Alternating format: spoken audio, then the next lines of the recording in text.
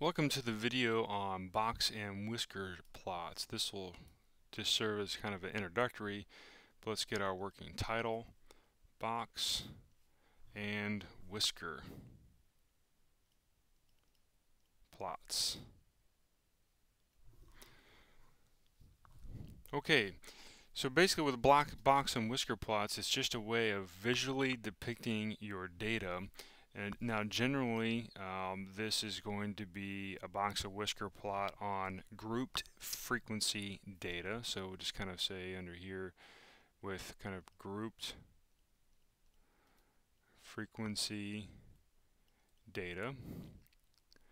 And you have that cumulative function to it. So it's not only grouped frequency data, it's a cumulative frequency as well. So it's going to have that cumulative frequency column.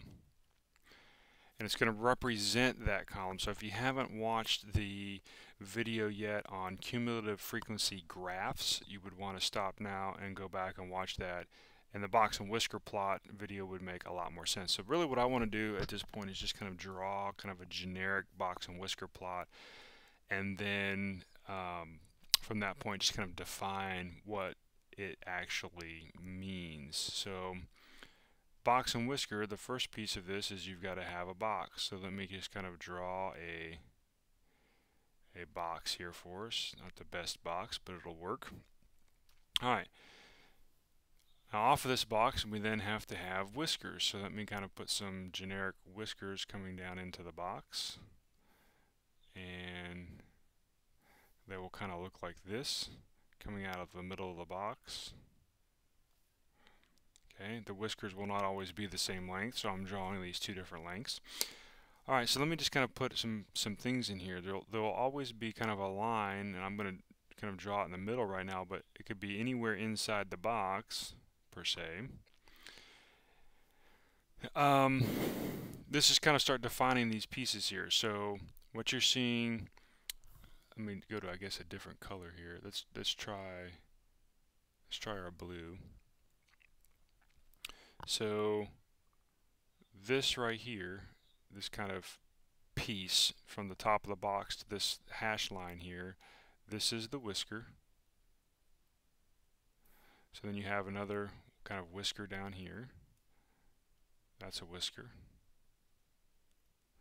And then this here is the box portion.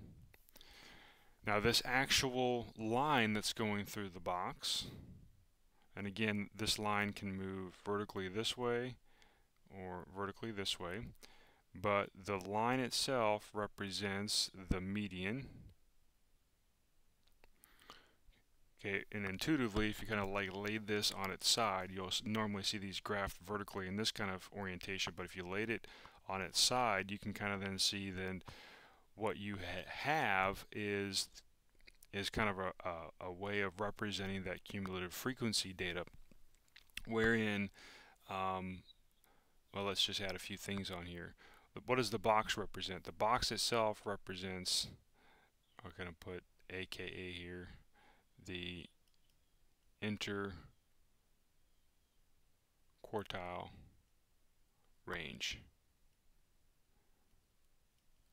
So from this piece right here to this piece right here, this is the interquartile range, right? So what is that? That's that middle 50% of the scores. The upper hinge, this is our upper hinge of the box, and this is the lower hinge of the box. So the upper hinge of the box represents the percentile, the 75th percentile, and then the lower hinge represents the 25th percentile. What are a couple other things we need to talk about here? So the upper whisker here represents the highest score, or X max. So this is high score. or you could call this X max. X means the variable, or the letter X just represents the variable.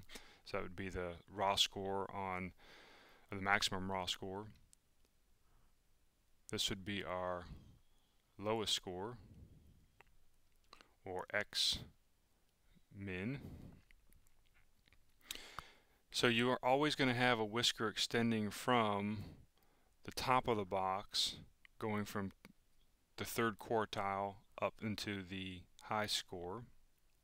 And you're always going to have a whisker coming out of the bottom of the box, going from the first quartile down to the min score. Some other things that you might see if you're using some kind of software package like SPSS is you might see, let me go back to yellow, you might see like circles like this above it,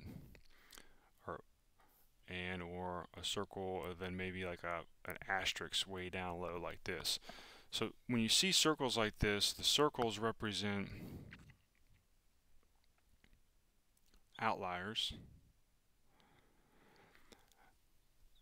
And most of these software packages will define outliers kind of as scores that deviate more than 1.5 times above Q3 or below Q1. So in other words, if this score, put it in a box right here, this score in this circle is 1.5 times below the first quartile. Well, where's the first quartile? It's the score that represents right here. That's the first quartile. Okay? Alright. Then this asterisk piece, this asterisk oftentimes, and this all depends on your software as well, the asterisks will oftentimes represent extreme scores. And extreme scores are generally, and kind of go back down here, this asterisk, put this in a box, will oftentimes represent scores that are 3 times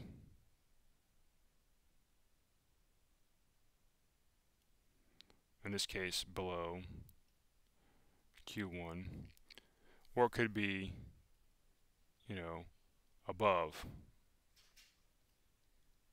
Q3. So anyways, this is kind of the anatomy, if you will, of the box and whisker plot, and there will be a couple more videos in the module about these, but this is kind of the introductory video, again, on more of what the anatomy of the box and whisker plot is. Thanks for watching the video.